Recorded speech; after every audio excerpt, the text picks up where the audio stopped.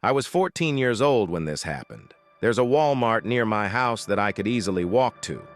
Before I could drive, I'd go there sometimes to buy clothes and stuff because it was close by. Occasionally, I'd go with my friend Emily, and other times I'd go by myself. The Walmart is part of a nearby mall, but the mall isn't that great anymore. Many good stores have closed down over the years. Plus, when I was 14, I didn't have much money, and Walmart is affordable. One evening, I decided to walk to Walmart with my AirPods in. The journey takes about 15 minutes, and when I have my AirPods on, I block out all other sounds around me. I believe most people who understand social cues know that if someone is wearing headphones, they probably don't want to be interrupted. I was in the girls' clothing section at Walmart, minding my own business, when I noticed a man next to me saying something.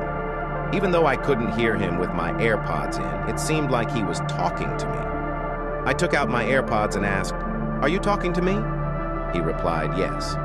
The man was shorter, had gray hair, looked around 50, and wore glasses with a clean-shaven face.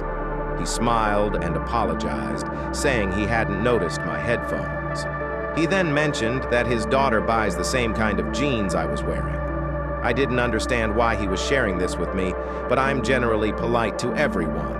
So I chose to be kind by laughing and saying, "Oh, that's funny."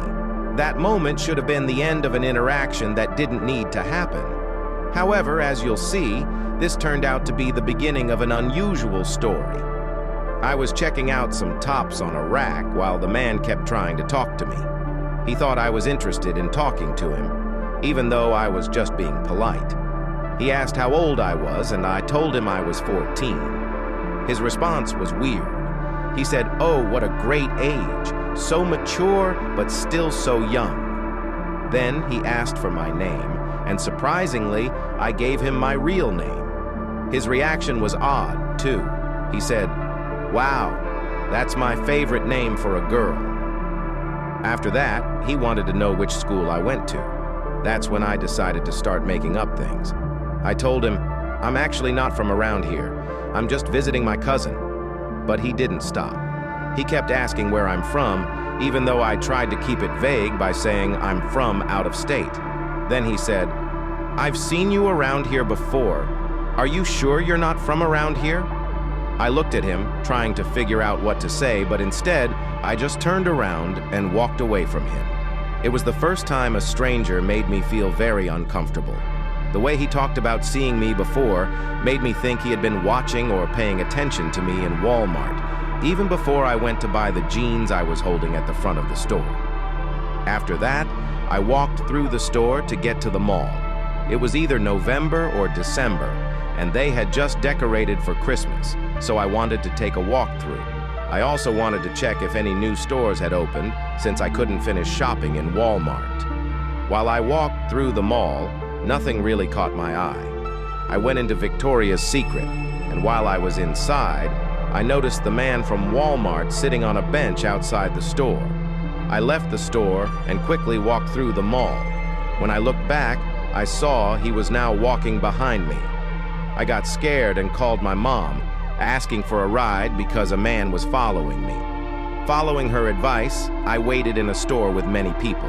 He came to the store's entrance and said my name in a creepy way, trying not to let others hear him. I felt sick. I went to the cashier and said, "This man is following me. I don't know him." Some customers heard and looked over, and the man noticed. He started walking away into the mall. The cashier, who looked about 20 years old, showed understanding and support for what I was going through. A couple of kind individuals noticed the situation and approached me, offering to wait with me until my mom arrived. When my mom eventually made it to the mall, I left with her, expressing my gratitude to the thoughtful couple who stood by me during that unsettling experience. Following that incident, I decided not to visit the mall or Walmart alone anymore. The sense of unease lingered, and I also hesitated to go back even with friends for quite a while. It was a significant shift in my routine and social activities, given the discomfort caused by the encounter with that guy. Reflecting on the whole experience, I sincerely hope that the man's inappropriate behavior was addressed and that he faced consequences for making me feel unsafe. It's essential for everyone to feel secure in public spaces, and incidents like these underscore the importance of promoting a safe and respectful environment for everyone. Got caught being a creep and has been taken off the streets.